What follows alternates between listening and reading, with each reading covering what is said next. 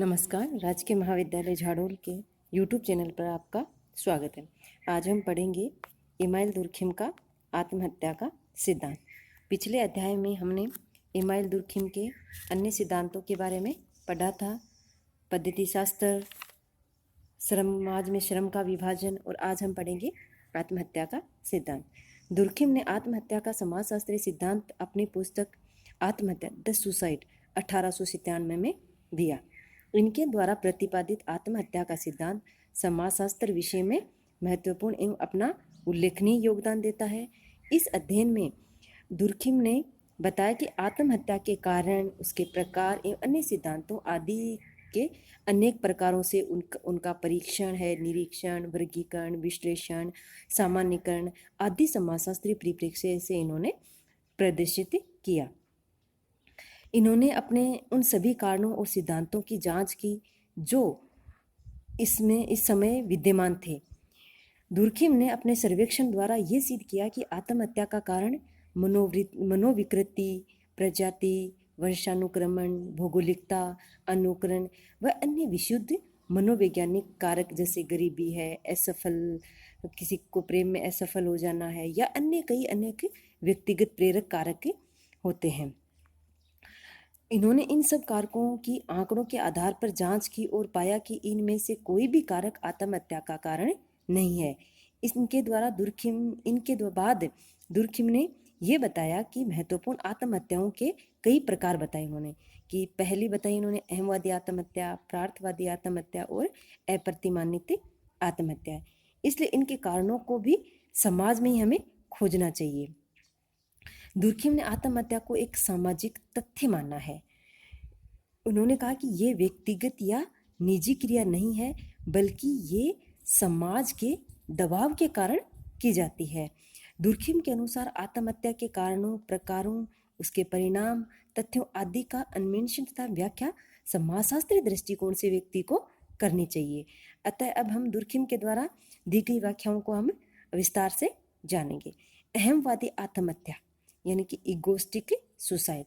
Durkheim ने बताया कि अहमवादी आत्महत्या का कारण व्यक्ति का सामाजिक अकेलापन, अर्थात समाज में व्यक्ति का अलग थलग हो जाना है, सामाजिक समूह से अलगाव की मात्रा का कम हो जाना है और व्यक्ति का स्वयं को अपने समाज से उपेक्षित या कटा सा महसूस करना, ये व्यक्ति की अहमवादी आत्महत्या का कारण है। इन्होंने दूसरा कारण माना है प्रार्थवादी आत्महत्या। तो दुर्खिम का इस आत्महत्या के बारे में मानना है कि प्रार्थवादी आत्महत्या व्यक्ति तब करता है जब वह समूह का सदस्य बन जाता है। व्यक्ति का व्यक्तित्व पूर्ण रूप से उस समूह या समाज में लीन हो जाता है और अवसर आने पर वह अपना जीवन समाज या उस समूह, देश या जाति के लिए बलिदान कर देता है। दुर्खिम बलिदान इस अर्थ को इन्होंने प्रार्थवादी आत्महत्या कहा है। जैसे दुर्खिम ने समझाया कि सैनिकों के द्वारा अपने देश के जीवन के लिए अपने जीवन को बलिदान कर देना। इसी प्रकार जैसे राजपूत वीरांगनाओं का जौहर, तो इस प्रकार के उदाहरण हैं जो कि प्रार्थवादी आत्महत्या के उदाहरणों में माने जाते हैं।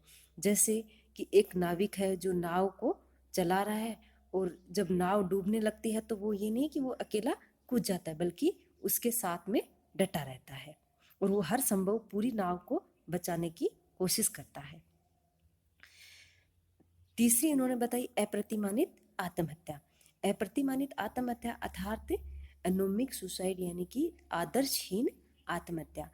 दुर्खिम ने कहा कि इस आत्महत्या को व्यक्ति तब करता है जब वह अपना सामाजिक संतुलन आकस्मिक रूप से तुरंत नष्ट हो जाता है, अर्थात जब समाज की नैतिक संरचना का एकाएक क्रम बिगड़ने पर व्यक्ति पर इसका प्रभाव पड़ता है और वह अपने संतुलन को उसमें नहीं रख पाता है और वह आत्महत्या कर बैठता है। तो ऐसी आत्महत्या को दुर्खिम ने अप्रतिमानित आत्महत्या कहा है।